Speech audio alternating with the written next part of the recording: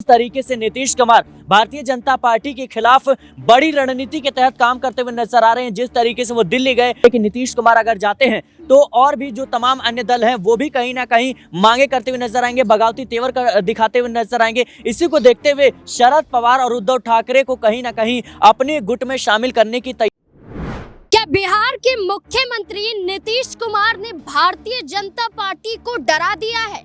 क्या नीतीश कुमार वाकई भारतीय जनता पार्टी से गठबंधन तोड़ना चाहते हैं और भारतीय जनता पार्टी ने घबराहट में एक बड़ा फैसला ले लिया है? क्या भारतीय जनता पार्टी अन्य दलों का समर्थन लेती हुई नजर आएगी? क्या नीतीश कुमार जरिया बन चुके हैं कि भारतीय जनता पार्टी मजबूर हो चुकी है कि हमें नीतीश कुमार के विकल्प में कोई दूसरे दलों को लाना ही पड़ेगा? नीतीश कुमार ने धोखा दिया तो नीतीश कुमार ही नहीं बल्कि नीतीश कुमार का समर्थन करने वाले वो दल भी नीतीश कुमार के साथ जाएंगे। इसलिए भारतीय जनता पार्टी ना सिर्फ राज्यों में बल्कि केंद्र में मौजूद भारतीय जनता पार्टी की सत्ता भी डगमगाती हुई नजर आएगी। क्या भारतीय जनता पार्टी जिस नाव में सवार है, इस नाव को हिलाने का काम, इस नाव को डुबाने का काम नीतीश कुमार करते हुए दिखाई दे रहे हैं? अब क्यों कहा जा रहा है कि भारतीय जनता पार्टी को नीतीश कुमार के सहारे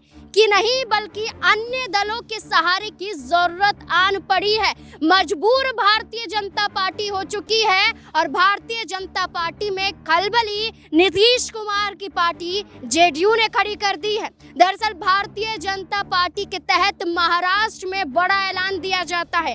महाराष्ट्र के मुख्यमंत्री देवेंद्र फडणवीस उद्धव ठाकरे और शरद पवार की तारीफ करते हुए नजर आते हैं। शरद पवार को राजनीति का चाणक्य कह देते हैं और इस आधार पर ये भी कहते हुए नजर आते हैं कि राजनीति में कब कोई किधर चला जाए ये कहा नहीं जा सकता, ये उनकी इच्छा पर निर्भर करता है। तो क्या खेला होने वाला है? क्या वाकई नीतीश कुमार बीजेपी से गठबंधन तोड़ने वाले हैं? और इसलिए क्या महाराष्ट्र में तैयारियां शुरू हो गई हैं कि तारीफ की जाए और तारीफ के बलबूते पर गठबंधन किया जाए? बहुत कुछ होने वाला है। बिहार की राजनीति से लेकर महाराष्ट्र की राजनीति तक कई सवाल यहाँ पर खड़े हो जाते हैं। सवालों के जवाब भी लेंगे, मेरे सहयोगी भी जुड़ते हुए नजर आएंगे, उनसे जानने की कोशिश करेंगे कि किस तरीके से अब महाराष्ट्र में दिया गया एक बयान बिहार में भी खेला कर सकता है। मौजूद है मेरे साथ सिराज, पहले तो आपका बहुत बहुत स्वागत है। सिराज, क्या लगता है कि अचानक से देवेंद्र फडणवीस शरद पवार उद्धव ठाकरे की तारीफ कर रहे हैं, ये कहते हुए नजर आ रहे कि चाणक्य हैं शरद पवार? उद्धव ठाकरे की तारीफों में कहते हैं कि वो मेरे पहले से ही मित्र हैं, दुश्मनी हुई थी लेकिन फिर से मित्र बन चुके हैं। तो ये कह रहे हैं कि मित्र सदैव रहते हैं और राजनीति में बदलते भी रहते हैं, एक दल के साथ जुड़े नहीं रहते। क्या लगता है उन्हें डर है बीजेपी को कि भाई नीतीश कुमार जाने वाले हैं तो केंद्र की सत्ता डगमगा सकती है, सांसद जरूरी है, इसलिए शरद पवार उद्धव ठाकरे को साधा जा रहा है? जी देखिए, बहुत बड़े पैमाने पर इस वक्त इंडिया गठबंधन में फूट पड़ती हुई नजर आ रही है और जाहिर सी बात है जिस तरीके से नीतीश कुमार भारतीय जनता पार्टी के खिलाफ बड़ी रणनीति के तहत काम करते हुए नजर आ रहे हैं। जिस तरीके से वो दिल्ली गए, फिर कांग्रेस पार्टी के नेताओं से उनकी मुलाकात होती है, फिर वो गृह मंत्री अमित शाह से पटना में मुलाकात नहीं कर देते हैं। उसके बाद से देखा गया कि लगातार उनके खिलाफ भारतीय जनता पार्टी बड़ी तैयारियों में जुटती हुई नजर आती है। चाहे नीतीश कुमार कितनी भी सफाइयां दे दे, लेकिन भारतीय जनता पार्टी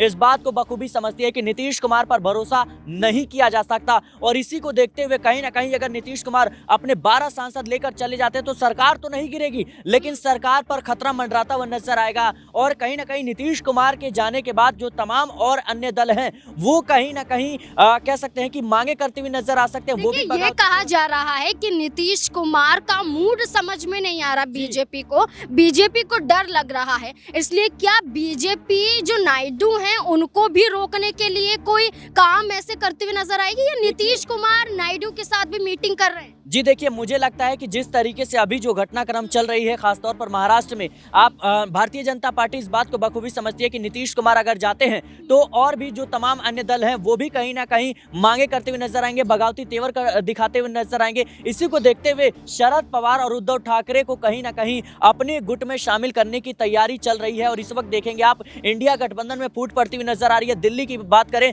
तो दिल्ली में अरविंद केजरीवाल का समर्थन समाजवादी पार्टी कर देती है, टीएमसी कर देती है, लेकिन कहीं ना कहीं कांग्रेस पार्टी इस पूरे चुनाव में अलग थलग नजर दिखाई दे रही है। तो जाहिर सी बात है कि ये कहीं ना कहीं घटनाक्रम इस बात के संकेत दे रहे हैं कि इंडिया गठबंधन में अब जो एक कह सकते हैं कि एक दम हुआ करता था वो अब नहीं बचा है। और जाहिर सी बात है, शरद पवार और उद्धव ठाकरे को लेकर जिस तरीके से कल सीएम देवेंद्र फडणवीस ने जो बयान दिया, इससे साफ संकेत मिलता है कि कहीं ना कहीं इंडिया गठबंधन में अब जो है फूट पड़ती हुई नजर आएगी। वो जो दो बड़े चेहरे हैं महाराष्ट्र में, जो दो बड़े कह सकते हैं नेता हैं, वो कहीं ना कहीं बगावत करते हुए नजर आएंगे। वो एनडीए का रुख कर सकते हैं, महायुति का रुख कर सकते हैं, क्योंकि देखिए भारतीय जनता पार्टी कहीं ना कहीं उसके सामने अभी दो बड़ी चुनौती है। एक कि बिहार में मुख्यमंत्री की कुर्सी से कैसे नीतीश कुमार की छुट्टी की जाए, और दूसरी ये कि किस तरीके से मोदी सरकार को भी बचाना पड़ेगा पूरे 5 साल के लिए। तो जाहिर सी बात है कि नीतीश कुमार अगर जाते हैं और तो कहीं ना कहीं सरकार पर खतरा मंडराता हुआ नजर आएगा। और अगर शरद पवार और उद्धव ठाकरे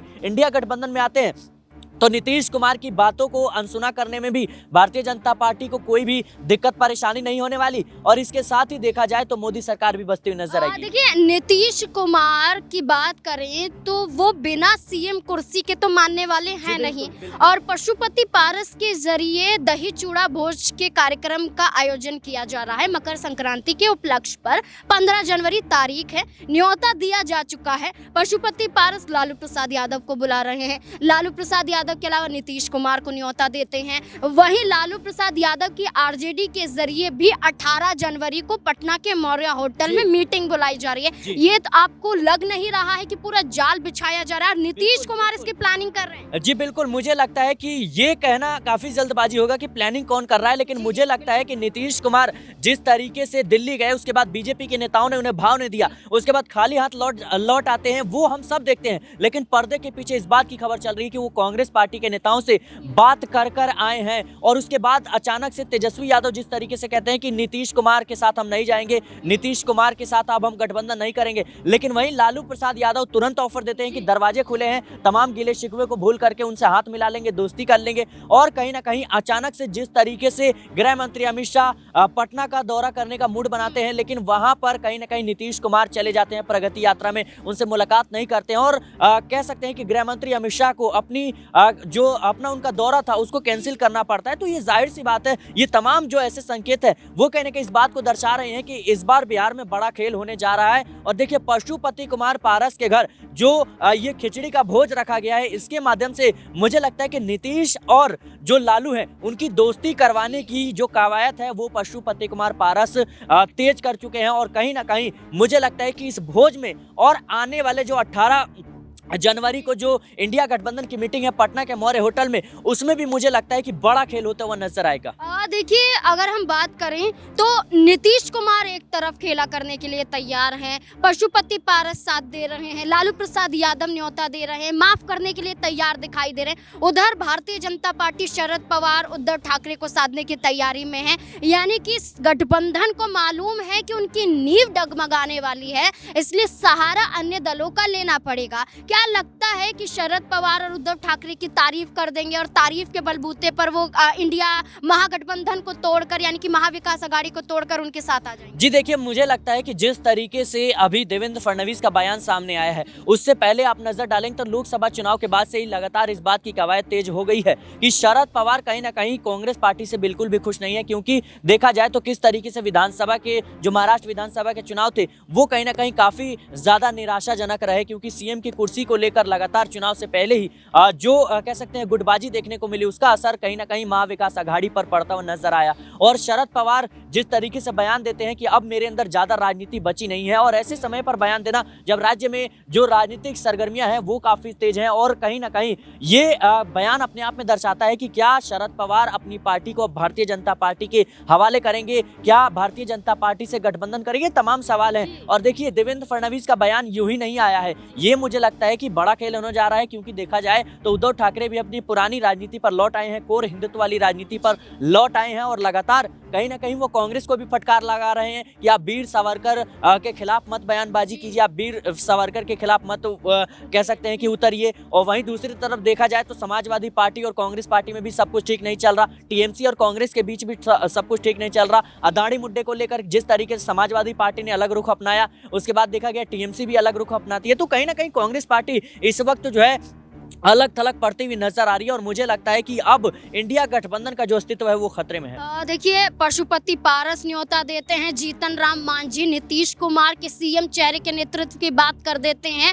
खेला समझ नहीं आ रहा है, क्योंकि बिहार का जो मकसद है वो सिर्फ है कि सत्ता में आना है और इसके लिए नीतीश कुमार कहीं ना कहीं ललकारते हुए तो जरूर नजर आ रहा है। खामोशी के पीछे एक तूफान के आने की आशंका जताई जा रही है और इसका खेल महाराष्ट्र में भी रचा जा रहा है, ताकि भारतीय जनता पार्टी की नींव को केंद्र में ना डगमगा सके, नींव को ना हिला सके। अब देखना होगा नीतीश कुमार खेला कर पाते हैं या भारतीय जनता पार्टी इंडिया गठबंधन के साथ एक बड़ा खेला कर जाती है। इस पूरे मुद्दे को लेकर आपको क्या लगता है कि क्या होने वाला है अब राजनीति में बिहार, महाराष्ट्र और दोनों ही राज्यों को लेकर केंद्र की सत्ता तक? क्या है आपकी राय? अपनी राय कमेंट सेक्शन में जरूर दें। देखते रहे SP9 न्यूज़। धन्यवाद।